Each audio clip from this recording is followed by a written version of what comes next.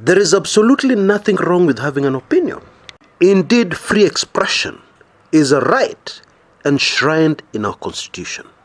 However, if you're chairman of the IEBC, our very own Independent Electoral and Boundaries Commission, then things become very different because you're supposed to be neutral. Now, IEBC Chairman Wafula Chebukati has recently expressed his strong views over the BBI. And the idea behind the BBI is to have it end up in a referendum question or questions. And this referendum will be carried out by the IEBC. So what happens if one of the questions involves a view already expressed by the chairman? You get my drift. In any case, when you criticize something, the immediate perception is that you don't like the whole thing. And then you end up running a referendum on the same? What? How now? In many instances, you can solve a mystery, get answers to questions by going back to the past. And fascinatingly, by going to the past, we discover something super fascinating that could explain a lot. Now, this is what was happening in April 2018, well over 2 years ago.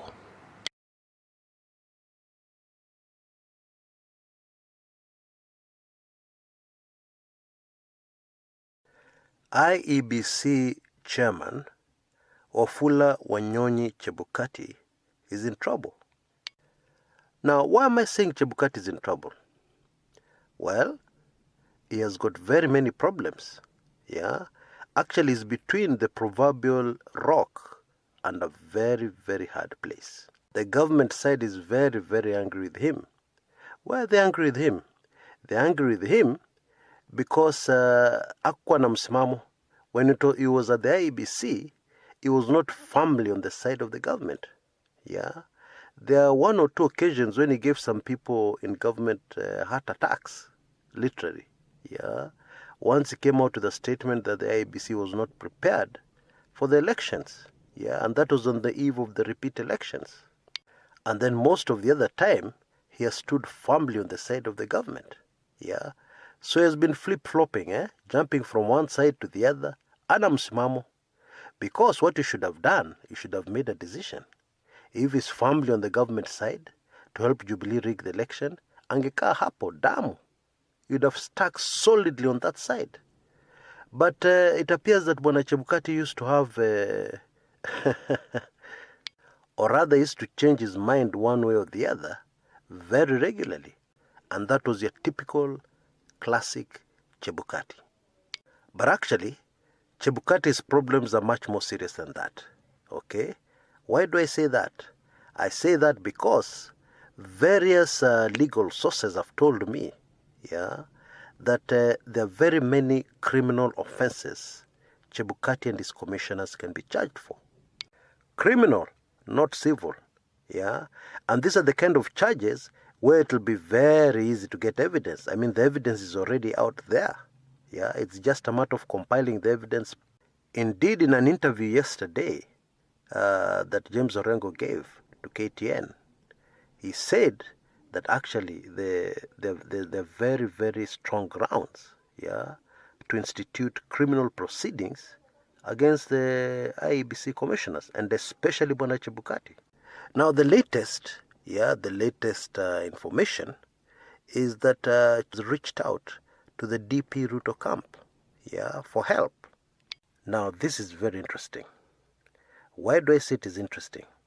I say it is interesting because every day it's becoming very clear that the 3 resignations, the 3 initial resignations of the commissioners that have thrown the IEBC into this crisis in the first place, must have been remote controlled. What do I mean remote controlled? The people who back those guys, their political godfathers, instructed them, hand in your resignations. So it would appear that what is happening here is politics at a very high level is being played out. And then Chebukati has been caught in the middle. So very late in the day, Chebukati, when he realized that his goose is cooked, yeah, he now starts reaching out to those people he gave favors, yeah, his political friends, so to speak. Now, I'm just amazed at how blind a person can be, okay? Because the first rule in this game is never make a deal with a politician. I mean, history has proved time and time again, you don't just make deals with politicians. I mean, let me give you a simple example.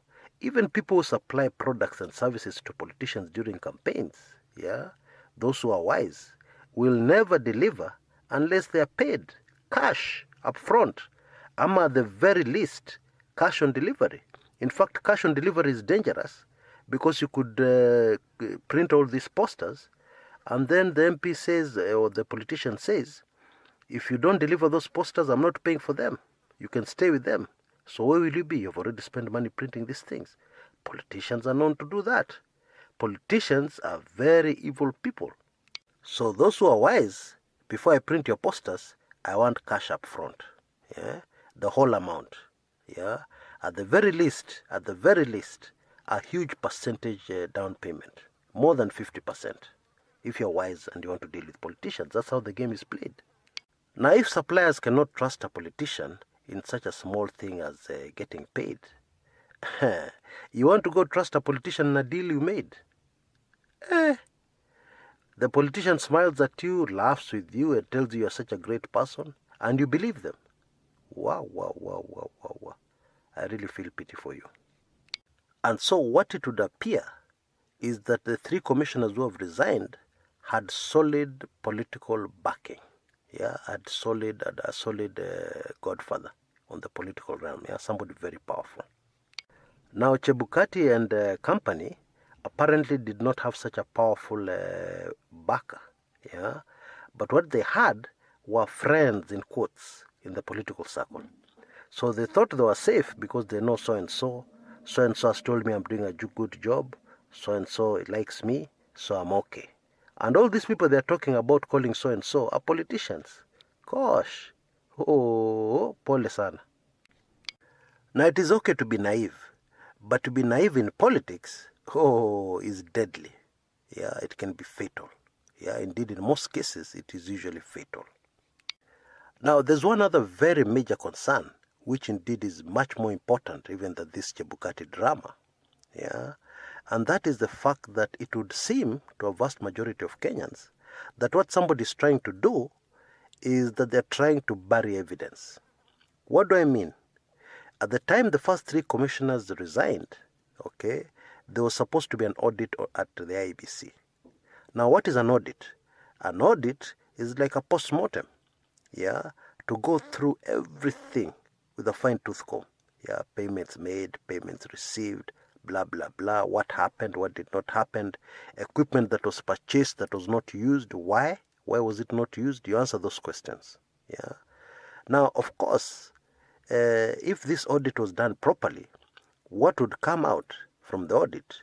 Let me just spell it out for you. What would come out from the audit would be a very simple fact, that the current Jubilee government was not validly elected into office. That's what would come out. Now, that may not be news to a lot of Kenyans, but the issue here is that an audit would produce something called solid, rock-solid evidence on the same. So it would appear what the strategy here is, get the commissioners to resign, get everybody out of office, end of story. Because who will do the audit when there are no commissioners? Then we focus on new commissioners coming in. When they come in, they're supposed to clean house, yeah, give them time. Meanwhile, we forget completely about any audit. So nobody's going to get any evidence of what really happened last August. Nobody's going to get any evidence of what really happened last October 26th. Yeah, all that will be gone, finished, destroyed, kaput. My friends, there's increasing evidence to suggest that that is exactly what is happening at the IEBC. Even as we cheer Chebukati's downfall and the others, yeah, our attention is deliberately being taken away from where it should be. Because the issue is not Chebukati going. He will go, yes, but that's not the issue. The issue is this internal audit. And that should be the priority. And I have a funny feeling it will not be the priority. The priority will be to play on the emotions of the public, and deal with Chebukati.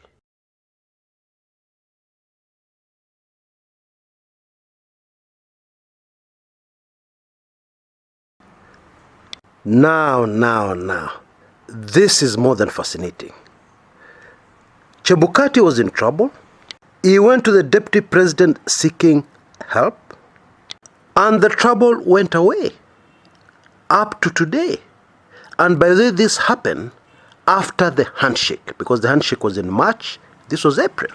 Why would the chairman of the IEBC risk public wrath over what has happened in the past by making a statement, a very strong statement, against the Building Bridges initiative? You know, it is very dangerous to ask somebody for help and they help you, because sometimes you can end up indebted to that person. You owe them. They did you a favor, knowing very well that one day you will have to return that favor. Is this what is happening here? And it is indeed true. Chebukati was in serious trouble. Once upon a time, that seems to be no longer the case, because we know the highest court in the land told us in 2017 that some people committed illegalities. And to date, nobody has been prosecuted for these illegalities. And now somebody is dragging himself into politics, where we know that there are two sides of the political divide. And that the side of the political divide that is floating the BBI has power to revive old cases. You get my drift? Now, of course, somebody can argue that that will never happen, because when somebody revives these old cases, it could backfire on them. And some people would point fingers back at them for some of the illegalities. That is also true.